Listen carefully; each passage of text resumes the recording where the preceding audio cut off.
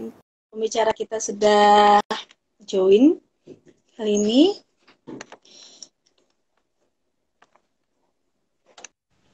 Oke.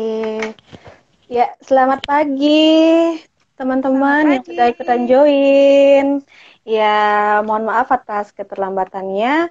Oke, terima kasih sudah ikutan join di Instagram Live YPK Bali kali ini. Nah, sebelum mulai ke topik, kita perkenalan dulu. Sebelumnya nama saya Ari. Kali ini saya yang membawakan sebagai moderator di Instagram Live kali ini. Ya, sebelum memasuki materi, kita harus kenali dulu nih siapa sih pembicaranya kita hari ini. Ya, uh, namanya adalah Kak Dewa Ayu Amung Agustini. Ya, kita Iya. biasa dipanggil Kak Amung, dipanggil Kak Amung ya. Iya, panggil saja Amung, Kak Ari. Oke, Kak Amung. Iya, Kak Amung, kabar baik, sehat? Baik, sehat. Semoga kita Ya, semua amin. dalam keadaan sehat ya. Iya, sebentar, dan semua penonton di sini juga diberikan kesehatan yang melimpah ya oleh Semoga Tuhan Yang Maha Esa. amin. Oke, sebelum itu kita harus kenali lebih dalam lagi tentang Kak Amung ini. Kak Amung merupakan lulusan fisioterapi di Universitas Veteran Jakarta pada tahun 2011. Ya. Ya, betul. Nah, kemudian memulai karirnya sebagai fisioterapi di YPK Bali itu pada tahun 2013 sampai sekarang ya Kak Amung ya. 2013. Ya, betul, Oke, 2013. berarti sekitar udah 8 tahunan ya Kak Amung ya udah join di YPK Ah, Bali ya. ya, Berarti sudah lumayan. banyak sekali berarti pengalaman-pengalaman yang Kak Amung dapatkan di sini. Oke. Ya, Oke Kak begitulah Kak Amung. Ari. Iya. Kak Amung hari ini mau bawain materi tentang apa nih? Oke, hari ini selamat pagi semua. Saya Dewa Ayu Agustini, panggil saja saya Amung. Hari ini saya akan sharing tentang kenali red flag tanda bahaya keterlambatan berjalan pada anak. Begitu Kak Ari. Iya, kamu mungkin kita langsung masuk saja. Bagi apa sih Oke. tentang red flag berjalan pada anak itu? Oke, pertama-tama kita apa? Kenali dulu apa itu red flag. Jadi red flag itu merupakan tanda bahaya atau batasan perkembangan yang harus dicapai oleh anak. Jadi red flag ini yang bisa kita bilang semacam batasan usia pada anak dalam mencapai perkembangan. Begitu Kak Ari. Oke. Tujuan dari mengetahui red flag ini seperti apa, Kak Amung? Yang Kak Amung Tujuan tahu. Oke. Oke. Jadi tujuan kita mengetahui red flag itu agar kita sebagai orang tua atau orang di sekeliling dari balita atau anak kita mampu mengontrol perkembangan anak dari tahap ke tahap selanjutnya begitu Kari.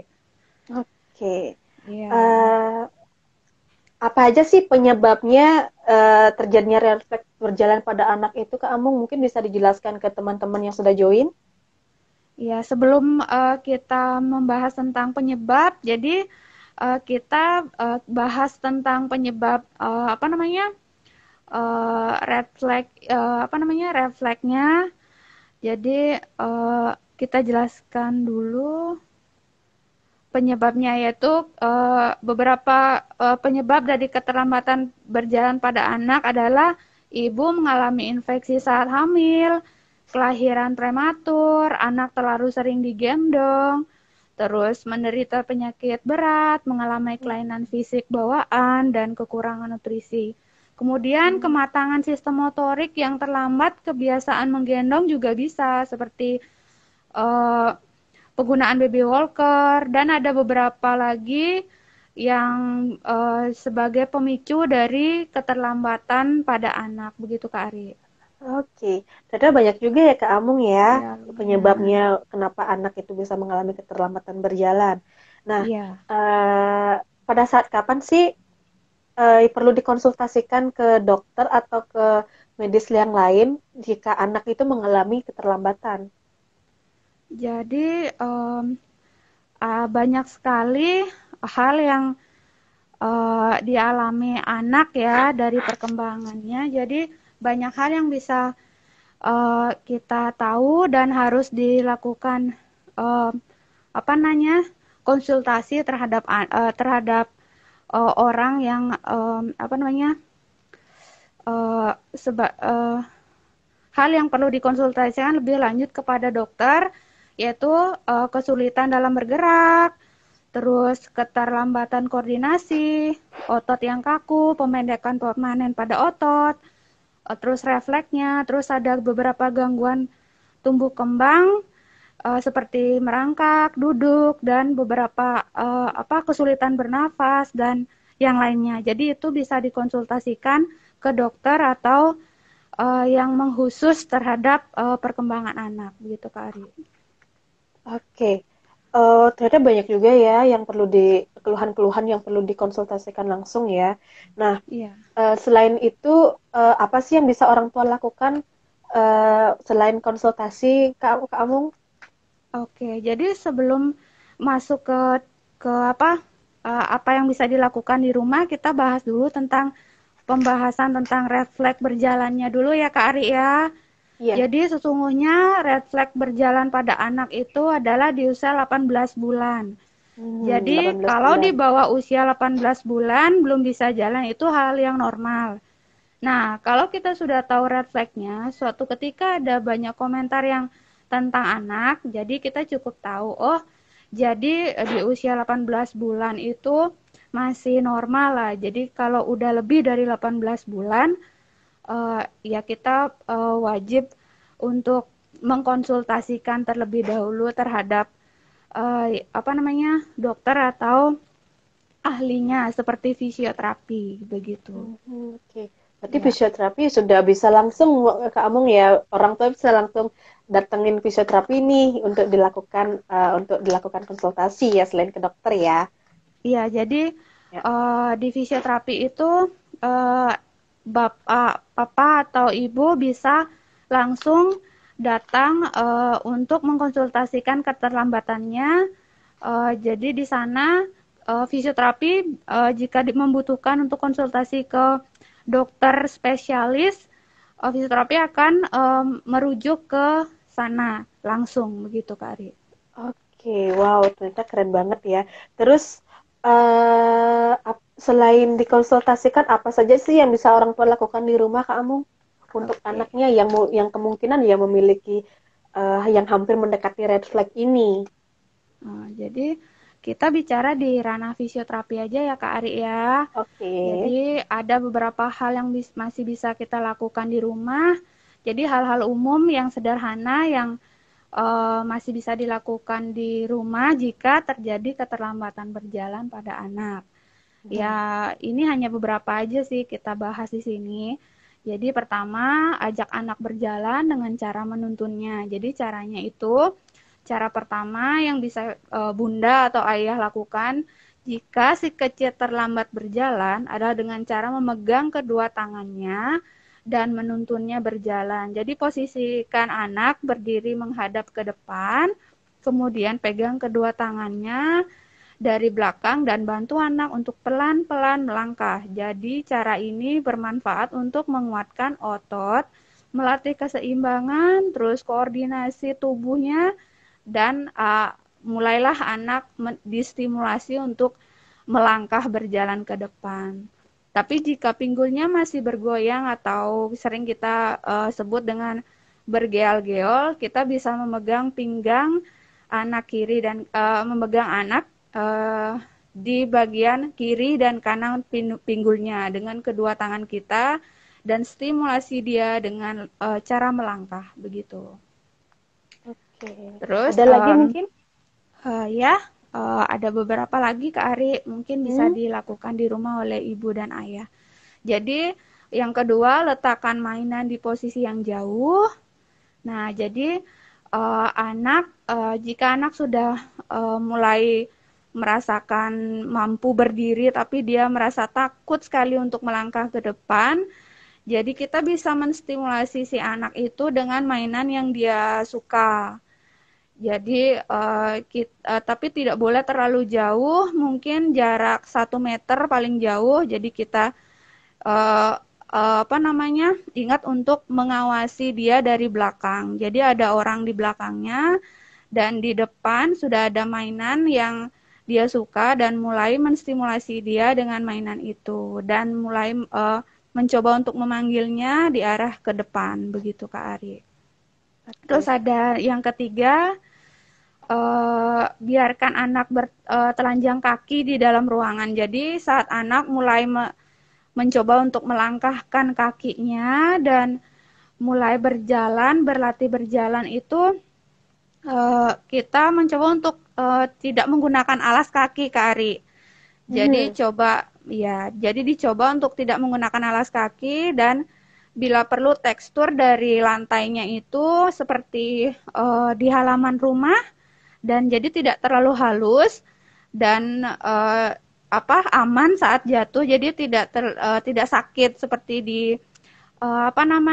keramik atau di bagian yang agak keras. Jadi di tanah itu paling aman. Terus yang kedua bisa kita stimulasi di rerumputan. Jadi dengan tekstur rumput itu memang ada beberapa bayi yang agak merasa risih dengan rerumputan jika dia diturunkan di rumput. Tapi itu adalah stimulasi yang bagus untuk si kecil. Begitu Kak Ari.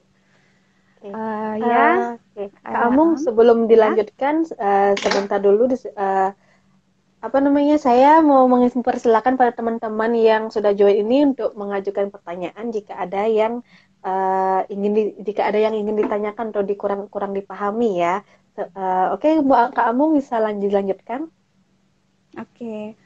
Ya, jadi kalau ada teman-teman yang bisa mau langsung nanya, boleh ditanya ya. Terus sambil jalan materinya juga sambil ada yang bertanya juga bagus sekali. Iya. Ya. Terus kamu silakan. Selanjutnya, baik. Untuk selanjutnya, jadi ada beberapa lagi yang bisa saya sharing untuk cara di rumah yang baik untuk stimulasi perkembangan anak. Yaitu yang keempat, batasi durasi menggendong anak. Nah, di rumah biasanya kalau mama papanya kerja, yang merawat si anak itu nenek kakek yang sangat sayang sekali sama cucunya. Betul. Jadi di ini situ, banyak sekali ya. Iya. Banyak sekali ya kejadian seperti ini ya. Iya betul Kak Ari. Jadi di rumah itu kasihan gitu anak untuk dilepaskan begitu saja. Mending ya sayang sekali untuk melepas untuk berjalan. Jadi digendong terus ya, hampir 60% digendong, 40% diajak berjalan. Jadi itu ya, jadi menggendong anak memang merupakan momen yang sangat menyenangkan bagi orang tua. Namun untuk kebaikan si kecil, sebaiknya mama dan ayah jangan terlalu sering atau terlalu lama menggendongnya. Sebagai gantinya, biarkan si kecil bermain di lantai, terus stimulasi dengan mainan, dan biarkan dia mengambil mainan itu sendiri, meraihnya sendiri dengan caranya sendiri, tentunya dengan pengawasan yang ketat, begitu Kak Ari. Ya. Terus yang kelima saya lanjutkan ya, yang kelima ini yang terakhir saya sharing untuk ini cara di rumah. Jadi untuk menghindari yang kelima ini, hindari menggunakan baby walker Kak Ari. Jadi ada banyak sekali penelitian yang menyatakan bahwa penggunaan baby walker pada balita atau anak itu sangat tidak aman atau berbahaya. Karena banyak sekali hal-hal negatif yang bermunculan seperti keterlambatan berjalan karena terlalu asik di baby walker. Jadi untuk tahapan seperti merangkak atau melangkahkan kakinya dengan pola cross itu cukup terlambat begitu. Karena memang di baby walker itu jika apalagi ditambahkan dengan mainan di sana, nah anak-anak sangat betah sekali. 2 sampai 3 jam anak lumayan jika dihitung. Nah, jika dilepas di bawah si anak itu apa namanya, bisa melakukan banyak sekali aktivitas di apa, di lingkungannya seperti mengambil mainan yang jauh. Nah, dia bisa menstimulasi kognitifnya juga dan untuk resiko dari baby walkernya juga yaitu bisa meningkatkan resiko terjadinya cedera loh Kak Ari, begitu. Oke, ternyata banyak Iya, juga ya penyebabnya dengan menggunakan mm-mm. baby walker ini ya dan berbahaya Iya, juga nih. iya Nah, sangat ini juga berbahaya sekali. harus diedukasi nih kepada orang tua sekarang, apalagi yang belum tahu. Kita harus tahu dulu nih penggunaan baby walker ini ada dampak dampak negatifnya juga gitu. Jadi ya biar bukan bukan asal-asalan biar cepet anak nih bisa berjalan kan gitu Kak Amung ya. Iya, Kan baik. betul Kak Bahkan Ari. iya bahkan yang lihat yang kita lihat juga banyak sekali orang tua memberikan baby walker usianya bahkan masih 6 Masih bulan kecil sekali. iya masih Ya, kecil sekali iya berarti iya itu juga betul. penyebab terbesarnya ya Iya, keterlambatan berjalan sebenarnya ini ya. iya Kak Ari, saya tambahkan lagi sebenarnya jika untuk penguatan anak di tahapan duduk, nah untuk baby walkernya sendiri itu bisa dipakai, tapi posisi baby walkernya itu stagnan dia, jadi tidak Hmm, mobile. Jadi oke kalau berarti diam. dia diam, dia statis. Jadi di sana bisa untuk dilatih penguatan saat proses dia duduk Mhm. dan penguatan otot kakinya. Jadi jika dia masih dalam tahap perkembangan untuk merangkak, itu lebih baik jangan dulu dipakaikan baby walker. Karena untuk menstimulasi dia dalam proses merangkak dan selanjutnya, itu seperti menghambat stimulasi dan sensoris integrasinya dia, Kak Ari, Hmm, begitu. Mm-mm. banyak Jadi juga kalau bisa, dampaknya. ya lebih bersama dia bermain-main tanpa baby walker, begitu. Oke. Iya. Kak Amung mungkin Ya, kita masuk ke pertanyaan dulu Kak Amung ya. ya. Ini tadi sudah ada satu pertanyaan dari @yukitcbn. Mm-mm. Saya bacakan ya. Ya, baik. Apabila anak kita sudah berjalan di usia sebelum 18 bulan, namun belum seimbang, apakah itu normal atau apakah ada permasalahan yang lain terjadi? Mungkin Kak Amung bisa bantu memberikan Oke. jawaban. Jika tidak, baik, terima kasih Kak Yuki atas pertanyaannya. Baik, saya akan mencoba menjawabnya ya. Jadi di usia 18 bulan jika apa namanya si anak belum sudah bisa ya, sudah Mhm. bisa berjalan, Namun belum tapi belum seimbang. seimbang. Jika tidak ada seperti kekakuan otot atau gangguan kelemahan yang lain di bagian tangan kiri atau kanannya itu kemungkinan masih cukup batas aman ya. Tapi jika 18 bulan dan lebih dari itu, anak masih keseimbangannya masih ya 40%, bisa dicoba untuk konsultasikan ke bagian ahlinya. Terus kalau bisa ke fisioterapi langsung, nanti jika ada keluhan lain tambahan, fisioterapi bisa merujuknya langsung ke dokter ahli. Begitu Kak Ari. Oke, Ya. fisioterapi.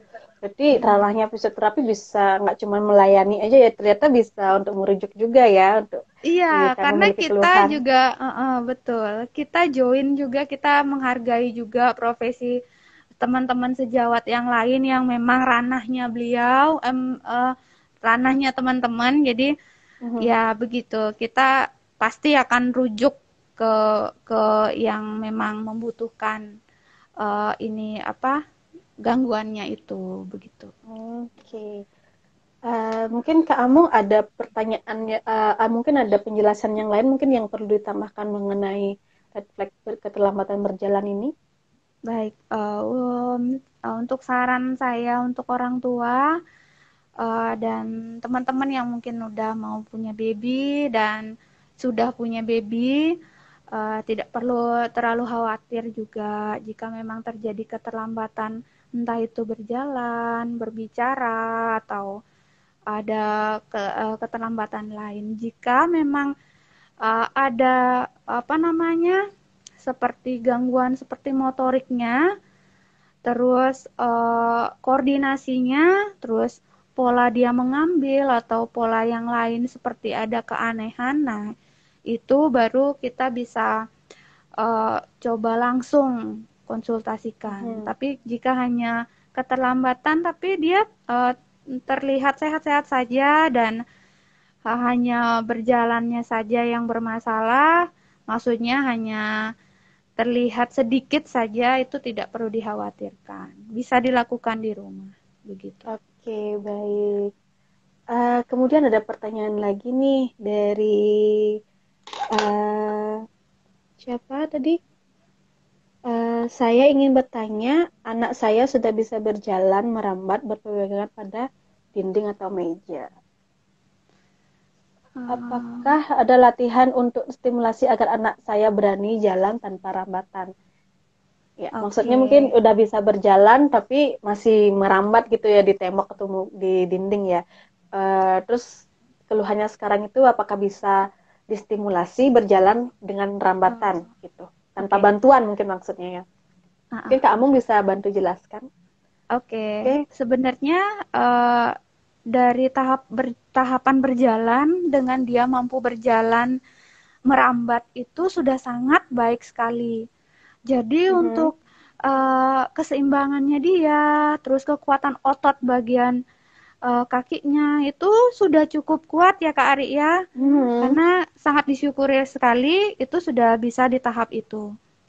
Jadi untuk menstimulasinya eh, biarkan saja dia apa namanya merambat seperti itu. Tapi nanti kita untuk tahapan selanjutnya kita ajarkan dia dengan seperti yang tadi saya jelaskan, ditetah seperti ditetah begitu. Mhm. Ya, dari depan. Tapi dengan bantuan jadi kita memegangnya itu bukan dari penuh kekuatan si pendamping, maksudnya si pemegang. Jadi kekuatan pegangannya itu dibiarkan di kekuatan anaknya. Jadi dia yang memegang kita, tapi dia yang apa namanya mencoba untuk berjalan dan menggunakan seluruh kekuatan ototnya dia, seperti otot kaki dan otot tangannya. Jadi kita Mhm. hanya memegang saja, tidak memberikan kekuatan ototnya kita. Kita hanya membantu sedikit saja, karena dia sudah, kalau si anak sudah bisa merambat itu, otomatis bagian kekuatan otot di bagian punggung dan kakinya itu sudah cukup bagus, Kak Ari. Iya, Oke. iya, kita Berarti dicoba cuman saja di mm, rumah seperti itu. Iya. selain itu juga mungkin diberikan semangat ya, ada motivasi juga ya Iya, untuk anaknya heeh. ya mungkin ya, biar Untuk lebih mainan semangat mungkin untuk ya. berjalan. Iya betul. Mungkin yang Ya, seperti tadi Kak terangkan ya sebelumnya ya, dengan memancing dengan mainan, meletakkan mainan dari jauh kan begitu loh. iya, Oke, mungkin betul-betul Kak Kak Ari. Kanalita mungkin sudah bisa diterima ya jawabannya. Oke, terima kasih yang sudah bertanya. Mungkin ada yang ingin bertanya juga, silakan ditanyakan. Eh, Kak Ari, sebelum Ya. sambil kita menunggu pertanyaan, jadi ada beberapa hal yang mungkin untuk latihan penguatan di rumah Mhm. ya Kak Ari ya. Ya, betul. Ya, Nah, mungkin jadi Kak Amung bisa menjelaskan lagi. iya, oke. Jadi jika memang kita bicara tentang apa bagian perkembangan di latihan berjalan ya Kak Ari ya. Mhm. Mhm. Jadi penguatannya itu butuh dilakukan di rumah eh, agar dia lebih kuat dan siap untuk melangkah begitu. Jadi ada beberapa seperti latihan jongkok bangun, duduk bangun, Mhm. terus iya, jadi itu sangat penting sekali. Jadi untuk jongkok bangunnya itu si anak bisa mempersiapkan bagian otot kaki belakang untuk mulai proses berdiri begitu Kak Ari. Iya. Oke. Jadi Ya, jadi untuk bersepeda, nah itu bersepeda dengan dia mencoba mengayuh sendiri sepedanya, itu juga cukup bisa membantu untuk kekuatan ototnya. Oke. Kemudian bersimpuh, bersimpuh tapi dengan apa? Bersimpuh tapi pantat diberdirikan, jadi dia bersimpuh dengan berpegangan di meja, dengan mengangkat pantatnya. Jadi si anak itu bisa memperkuat pinggulnya. Seperti gini ya Kak Uh, Amung ya, Keniling berdiri mungkin dengan ya. lutut ya. Oke, Ya, kneeling. kniling, Berdiri dengan kniling. lutut. Ah, Oke. ya, berdiri dengan lutut, betul Kak Ari. Ya, itu bisa dilakukan di rumah. Hal-hal sederhana seperti itu, mungkin mudah-mudahan dengan hal-hal umum di rumah yang sederhana bisa membantu si anak untuk lebih cepat berdiri dan berjalan. Iya, Kak Ari. Oke. Iya, Iya, terima kasih Kak Amung untuk penjelasannya. Lumayan iya, bagus banget nih hari ini materinya. Nah, bagi iya, eh, teman-teman di sini atau orang tua di rumah yang memiliki keluhan-keluhan yang sudah diterangkan seperti tadi, bisa langsung ditanyakan ke dokter atau bisa langsung datang langsung ke fisioterapi. Nah, kebetulan di YPK Bali merupakan suatu pelayanan non-profit untuk penyandang disabilitas, boleh untuk anak dan sebagian besar untuk anak-anak. Selain itu untuk uh, ada edukasi juga untuk anak-anak. Nah, para orang tua juga bisa mengkonsultasikan langsung ke YPK Bali atau bisa klik link tree yang ada di bio at YPK Bali. Ya. iya, Kalau oke. mungkin ada yang perlu ditambahkan, mungkin teman-teman jika ada yang perlu ditanyakan lagi namun belum sempat bisa langsung kirim via email atau lakukan hubungin di WhatsApp kami di @ypk Bali. Iya, oke. Untuk saya sih, em, jika ada kekhawatiran dari ibu sama ayah, bisa langsung ke sini ke YPK Bali untuk konsultasi atau telepon saja di nomor YPK Bali. Itu aja Kak Ari dari Oke. saya. Oke, Ya, berarti dari saya berarti kita tutup pertemuan Instagram Live kali ini ya, Kak Amung ya. Nah, iya, terima kasih buat teman-teman yang sudah join atau barusan join juga. makasih. Nanti jika ada pertanyaan bisa langsung dikonsultasikan. Oke, Iya, salam sehat semuanya. sehat Semoga selalu untuk semua. panjang umur dan selalu diberkati oleh Tuhan Yang Maha Esa. Iya, Makasih. amin. Dadah. Terima kasih Kak Amung ya. Dadah. Sama-sama semua.